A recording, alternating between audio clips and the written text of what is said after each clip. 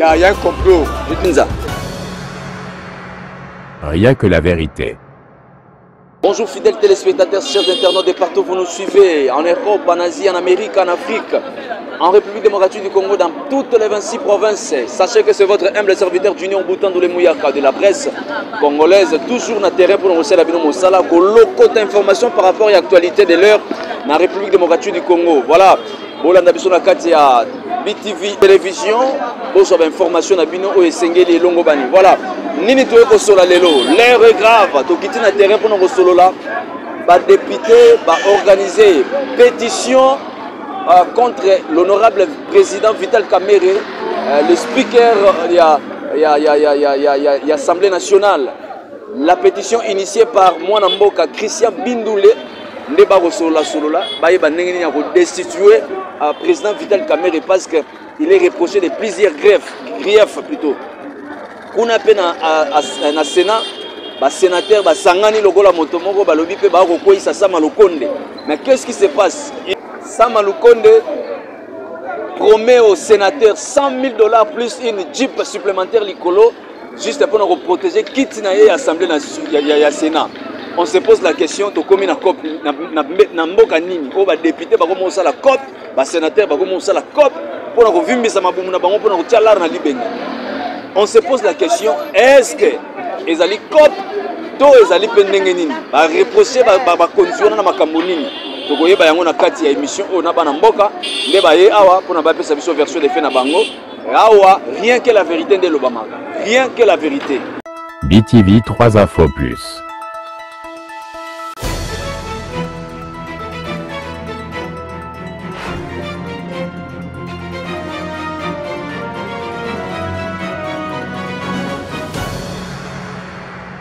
Rien que la vérité. Kinshasa, inondé par les informations. Balobi et Tata Mokonzi, Abimaki, Arutaki, Kazakhstan. na pays Kazakhstan. Kozonga Tata Mokonzi, à Kangami na Mapata, 30-40 minutes après, courant écueilli. On se pose la question. Qu'est-ce qui a fabriqué tout cela? Et pourquoi courant écueilli Mukolo Tata Mokonzi Kolo Akozonga? Est-ce que ils ont qui complot? Est-ce que ils ont une erreur technique, panne technique? Oui, merci dans la question. En fait, la réponse est là. La réponse est toute simple. Parce qu'un chef de l'État n'est pas n'importe qui. Hein, papa? Madame Moutoumoroté, le rôle soit simple citoyen. Très bien. Quand bien même que Mibé Kozali Kolona, il bisognos, mais il y a quand même un profit, à bénéficier d'un spécial quoi. Très bien. Alors, c'est inacceptable qu'un chef de l'État d'un pays comme la RDC, ainsi qu'un pays comme ça, Aïa, Kourekende, du coup, Koya président de la République. Vraiment, c'est pas normal. Moi, je pense que derrière ça, il y a un complot. Je dirais même qu'il y a voulu avoir un coup d'État. Très bien. Selon moi. Mais c'est inacceptable. Toyoki Nakati a Makambwango, commandant à l'aéroport Bakangiye, ouais. Et puis le DG de l'aéroport, notamment, il doit être sanctionné ou soit arrêté aussi. Ouais. Et d'après vous, le complot, où est énuméré Banane Nakati à complot? Ce qui est un complot. Donc, il y a analyste et puis chasseur d'informations. Très bien. Pour le Ngamboro Mingi, j'ai pris notre pays. Hein. Voilà. Et puis que le président Tshisekedi est toujours en train d'être combattu. Très bien. Parce que les Européens déjà, à moi, complot la Bango Mogo, sous couvert à Rwanda. Là, on le sait, c'est pas caché. Tout le monde a bâti la France, la Grande-Bretagne, il y a la Belgique. Jusque-là, tout le monde a que complot est allé. Interne et externe. Interne, non. Interne, non. Interne, non. Moi, je dirais que nous avons regardé. Très bien. L'interne, c'est est. Interne. Ok. Le frère de l'Est. Boss te l'avait dit. Comme ça, tu as l'aventure. Ok. Même la décision de l'Assemblée nationale, pour l'engagement, je suis content. Je dirais même plus, je marche pas les mots. Même M. Kamerhe, a un complot. Parce qu'il y a la machine Kabili qui a été opérée. Kabila a Koufata. Kabila a un Est, mais ça peut. Là, il faut te dire, Kabila a un il y a des gens qui ont opéré dans Bango. Même de ça, le Condé, je suis pas confiant. Ok. N'a confiance n'a été. C'est un kabiliste. Hein? Vital Kamerhe, c'est un kabiliste. Voilà la coquille vraiment que Chapan côté. Parce que comme ça, Kabila est à l'extérieur, il est aussi à l'intérieur. Okay. Parce que comme ça. D'où je vais appeler aussi le chef de l'État à répondre à nos sillages. Ok. Sillage, c'est très dangereux. Alors, tu es qui nous ont bien éduqué, mais c'est Félix, on a bien éduqué, mais quand on a rappelé, il me faut la rigueur. Peut-être qu'on peut avec Nango. C'est une bonne chose. Il est très partout. Tu es la présidence Rosali. Imaginez-vous un président qui vient à 2h, 3h du matin. Du coup, il n'y a pas de courant. Non. Le directeur général, Yasnel, Lucinde, ils ont attribution à il faut courant, ils ont la gagne. Tout ce monde-là, parce que j'ai suivi déjà qu'il y a eu près de 1000 et quelques arrestations. La liste est longue, exhaustive. Mais déjà là, on a 1000 personnes qui sont arrêtées en une seule nuit.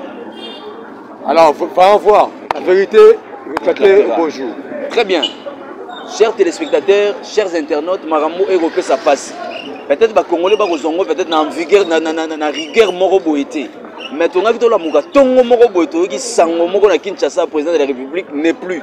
Suite à Nini, apparemment il y a eu un complot déjà. Oyo Basangani, à Bongisi Maramou. Comment les chefs de l'État au la retour à Mboka, courant à la tête à l'aéroport? On se pose la question. C'est comme s'il y avait eu quelque chose qui a été déjà bien établi, bien préparé. Pour nous localiser dans le système radar Likolo, mais Dieu est bon, Dieu a protégé Moukou Tombolo, il est vivant. Le président de la République a continué toujours mon salanaï. Mais tous ces gens-là, tous ces réseaux-là doivent être démantelés afin que qui a été le commanditaire, il y a Actuana, qu'est-ce qui s'est passé, qu'est-ce qui a voulu être, c'est passé en ce moment-là, en réalité, c'était quoi? Voilà, on va continuer toujours dans cette émission. Ozali Nakati a colonné l'information le 15 septembre qui est déjà un certain lundi, c'est la rentrée parlementaire. Voilà. Les députés sont bien outillés, bien déterminés avec Christian Bindoule, la pétition na Ebako Isakaka, Vital Kamerhe, Penangam Bokuna, le sénateur peut pas voler la pona Samaluko. Mais on attend que le Sénat a proposé 100 000 $ plus une Jeep pour le sénateur. Kamerhe a prévu 50 millions de dollars pour les députés. Est-ce qu'il va arriver à convaincre les députés avec cette somme colossale ou soit les députés sont toujours déterminés? Il y a Roko Isaïe. C'est ce que nous déplorons. Imaginez, faites le calcul, 100 000 $ plus une Jeep pour au moins 500 députés. Voyez ce que ça donne. Vous voyez? Donc, on a appuyé les députés. Moi, je suis derrière eux. Ils ont mon soutien. En tout cas, Vital Kamerhe est dans le Bassounine. Il y a beaucoup à faire. Mais jusque-là, pour Nanga, depuis que je suis nouvelle Assemblée nationale, je n'ai jamais vu résolution morale de Bouy adoptée pour être bénéfique pour nous. Il n'y en a pas. Dites-moi, il n'y en a pas. Maintenant, à quoi ça bon? Il y a comment on dit, la qualité d'affichement par exemple, un médecin et tout, mais qu'on soit lapidé en En tout cas, chers députés, c'est nous qui vous envoyons là-bas pour parler à notre faveur. Nous, peuple congolais, nous vous demandons de destituer M. Vital Kamerhe ainsi que son bureau. Très bien. C'est un appel pathétique. Okay. Faites-le. Sauvez la nation. Ne regardez pas vos intérêts personnels ou égoïstes. Destituez ce monsieur-là. Mais vous reprochez quoi à Vital Kamerhe? L'autre fois, il a dénoncé avec Kabila, Makamouya rebelle, foudré à la porte. Vous ne voyez pas que d'autres personnes disent que Kamerhe a Montoyo qui porte des solutions à la nation. Mais les lobbies IDPS, vous ne voulez pas travailler avec des gens, des animés. Apparemment, pouvoir s'accaparer dans mon abino mogo. Moi, je me souviens, c'était en 2011. Très bien. C'était en 2011. Et tel qu'il s'est dit, je te limité, hein, il devrait recevoir Vital Kamerhe. En fait, Vital Kamerhe voulait voir les papas, les patriarches. Mais on est arrivé à 12h, je pense. Le vieux n'a pas voulu le recevoir. On a posé la question au vieux. Pourquoi vous ne voulez pas voir Vital Kamerhe? le vieux nous a répondu, il veut se crédibiliser. Moi, vraiment, en fait, c'est un type que je n'ai jamais eu confiance. Hein. Okay. Excusez-moi, hein. C'est mon opinion. Hein. Je n'ai jamais eu confiance de Vital Kamerhe. Okay. Depuis que le Congo est Congo. Parce que le même monsieur a fait un livre, il a écrit un livre, le titre de son livre, Pourquoi j'ai choisi Kabila, Joseph. Okay. Non, qu'il ne trompe pas. Hein? Il a un pied dedans, un peu dehors. Ce sont déjà des gens que le monsieur, notre cher président doit éviter. Hein? Kamerhe, c'est un hypocrite politique, moi je l'appelle comme ça. Okay. Tantôt il est opposant, tantôt il est au pouvoir, tantôt il est opposant, tantôt il est au pouvoir. Moi, non, il ne me confère pas le monsieur. Hein. Cher député, allez-y jusqu'au bout. Nous, on vous soutient. Il n'y a pas lobby, à lobby, ceux qui vont destituer, mais il n'y a aucune arme qui soit puissante que le peuple congolais. Je ne pense pas. Kamerhe a l'église de Beleta. Hein? C'est pas ça, c'est pas je pas il y a un père qui est nani. Biso to yande mo bondo. Akokate. OK. Akokate. Akokate. Atanga mo Kamerhe akokate. Mais to yebi pe que Kamerhe azali partenaire de taille à Félix Antoine Tshisekedi. Tant bayaka pour na copie à pouvoir bayaka na eto kinda ko bango na aéroport. On a dit qu'on vient pas. Est-ce que tata Mokonzi Kolo a lâché Kamerhe? La démocratie et jouer rôle. Mais ce n'était pas seulement Kamerhe. C'était pas seulement Kamerhe. C'était même avec le PPRD, l'Union, les FCC, non? Mais à un moment, quand ça n'a pas tenu, qu'est-ce que le président a fait? Il s'est retiré. Il faut sauver le pays devant n'importe quel deal. Très bien. Ok? Je ne pense pas qu'il y a un deal où il faut noyer une nation. Non. Parce que tu as dit que le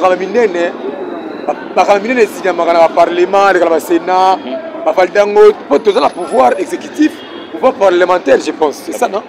Alors, on a un parti politique et ça va dire que un parti politique. Des fois, ça n'engage pas le peuple congolais. Ce qui dit que le parti politique, comment? Union sacrée et tout ça. Ils ont l'intérêt en Bokati. Pourquoi garder ça? Il faut les couper. Le président a le pouvoir. Tout le monde dit avec homologue d'ailleurs rwandais. Non, tu travailles, Kagame, tu travailles. Mais tant que Kagame a bien invité, qu'est-ce qu'on a fait? On s'est retiré. Donc c'est comme ça, il n'y a aucun deal. L'équipe peuple congolais, l'intérêt peuple congolais. Je pense. Apparemment, il y a un tata Mokonzi Kolo, Félix Antoine Tshisekedi, Azozala dribbler nos collaborateurs. Vous avez entendu nomination en général Kazita pour Olivier Kazita na Uvira. Peuple au bazar résident pour Balobi, non, ce type ne peut pas être général parce que bazo soupçonné la trahison, qu'on travaillait des mèches avec des Rwandais, tout comme ça. Comment tata Mokonzi Kolo azalaki bien informé, tazali bien outillé dans le service à renseignement, le service à sécuriser, la sécurité, il y a des fois bien informé, il y a des gens qui sont informé. Mais comment ça veut-il l'information modèle ils allaient échapper? Est-ce que Tata Mokonzi Kolo Azos a trahi? Est-ce que ils allaient pas yebaki Azana Katia Kop Toli Kamuni? Bon, cela vient en je pense que dans le début, la Kabylie fonctionne. Ok. Comprenez? Oui, chef de l'État, oui. Au moment c'est un peu aussi différent. Tous Mokonzi est une armée civile à 8 têtes à pays. C'est différent peut-être que qui a 4 armées. Très bien. Tu comprends? Le président aussi, bon oui, il doit vraiment être informé. Dans côté l'été. Mais c'est un homme, physiquement c'est un homme. Très bien. Tu comprends? Alors moi quand j'ai appris la nouvelle, je me suis dit bon, la voix du peuple c'est la voix de Dieu. Ce que le peuple déclaré, Moutouanate. En tout cas, le chef de l'État doit aussi écouter. Alandaka Batouanate, Yamamtole là. C'est oui, ça va, chef. Non, là-bas, il y a la calmie, Koto Kimezali, pour le bien, l'autre qui m'a ezali. Mais il faut se rappeler fort. Et il se rappelle, Jean Naïepé. Oh, il va repasser la fraise d'information. La fraise mythique à la bateau, outil déjà dans le monde corrompu. C'est fait comme ça. Dans le monde de trahison. Donc, il faut se rappeler, il y a un peu privé. Tozali, qui fonctionne avec les jeunes. Vous savez, on a des jeunes. Je parle de la jeunesse des avenirs à lobby. Très bien. Les jeunes ont la question, société civile revendiquée, population revendiquée. Mais le président n'a qu'à faire la volonté du peuple. Parce qu'il est là pour le peuple. Très bien. Vous voyez, Kagame a dit qu'il a tenté chaque seconde, chaque minute, à cause de infiltration, ça et là. Donc, le président doit être vraiment prudent. Très bien. Voilà. Merci na yo mwana mboka na information livrée par la population congolaise. Na tongo lelo bazali sou bien outillé. Ya boyeba ete na kati ya mboka tata mokonzi ekolo ndazali ko chapeauter likolo ya nyonso. Tata mokonzi ekolo esengeli na yo fungola misu po ete badongolo misu bazali partout. Bako continuer koluka ba complot lolenge nini kokweyisa yo. Mais nzambo yazo sala na yo ne azo permettre teke yo kweya po ete bana Congo batika la ba orphelin. Tozali ko benda yo matoi tata mokonzi ekolo yo ka peuple na yo wazali ko sala confiance esengeli na yo tout autour na yo na bayo ne soli ko pesa bokonzi po ete ba diriger na bisika songolo pakala zala na confiance na bango s'il faut même tout na peuple ya ko tout na peuple au-delà ya ko tout na ba service no renseignement et sécurité tout na peuple soki ba ko sala confiance na moto wana parce que les complots oyo lobaki nango un joueur à l'époque comment il s'appelait encore Aboulaïma les complots et gaillard nanu basilisi makita na bango te ba ko sala wana. Parce que vous-même, vous avez vécu cela. Na Kazakhstan, au Moni Makambasa Lio. Heureusement que Dieu était avec vous, les ancêtres étaient avec vous. Ni était cela président de la République. Peut-être le peuple congolais a roulé là, a roulé dans la situation. Mais Dieu est grand, il vous a protégé. Continuez également aussi à faire confiance à ces dieux qui vous protègent, mais également aux ancêtres. Pourquoi pas aussi à ce peuple congolais qui est motivé, mobilisé comme un seul homme pour vous soutenir. Président de la République, en tout cas les peuples congolais derrière vous. Mais je voudrais encore dénoncer une chose. À Mongafula, le bourgmestre Sylvain, on vous traite de complicité avec les chefs du quartier Kimwenza, le chef Kazadi. Vous avez vendu le terrain de football dans la Lelo, équipe nationale Nabiso. Et vous savez, jeunesse est formée pour soutenir l'équipe nationale Nabiso. Mais terrain, jeune Bazali Kobete la Ndembo, chef Sylvain, plutôt chef Séverin, bourgmestre de la commune de Mongafula, na chef du quartier Kazadi, bateki terrain na 3 maisons qui mwenza na Mongafula.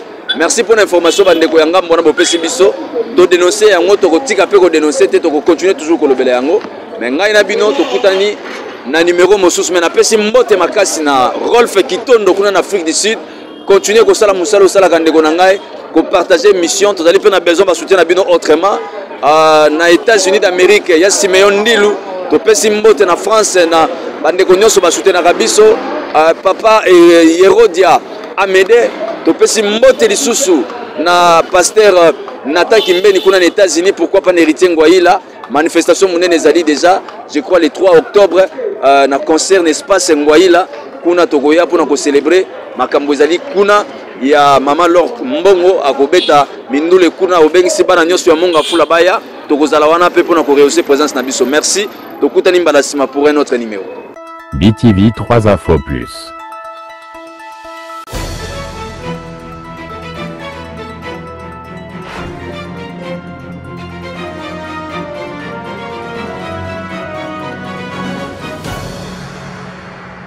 Rien que la vérité.